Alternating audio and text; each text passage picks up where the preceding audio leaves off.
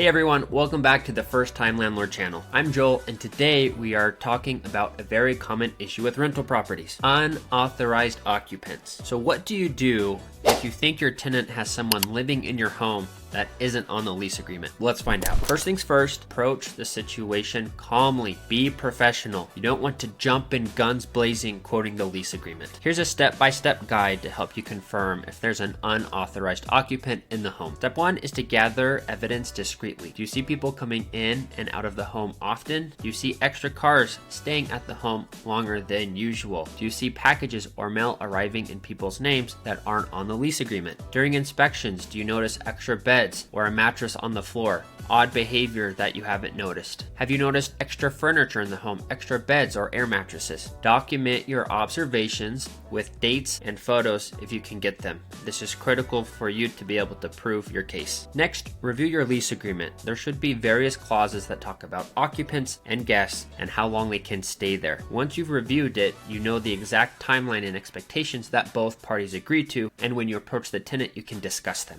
Step 3 is to communicate with your tenant. Again, be calm and professional. Here's how you can handle the conversation. You could say something like this: "Hey John, how are you? I've noticed that there's someone else living in the property. Do you have a moment to discuss it?" It's important that you give your tenants a chance to explain. Sometimes there may be a legitimate reason. The next step is an inspection. Whenever you think someone is subletting or there's an unauthorized occupant, you want to schedule an inspection and give 24 to 48 hours notice. This can help you identify an unauthorized occupant, but tenants are smart. If they don't want you to find that occupant, they're going to remove their items or not be at the home. Step 5, legal action. If you identify and have evidence that there is an unauthorized occupant in the home, it's time to take legal action. The recommended step is to post a notice to cure or quit. This gives the tenant a time frame to remove the unauthorized occupant. If they refuse to remove that occupant, then you have the choice to move towards the eviction process. If they refuse to comply, then you can consult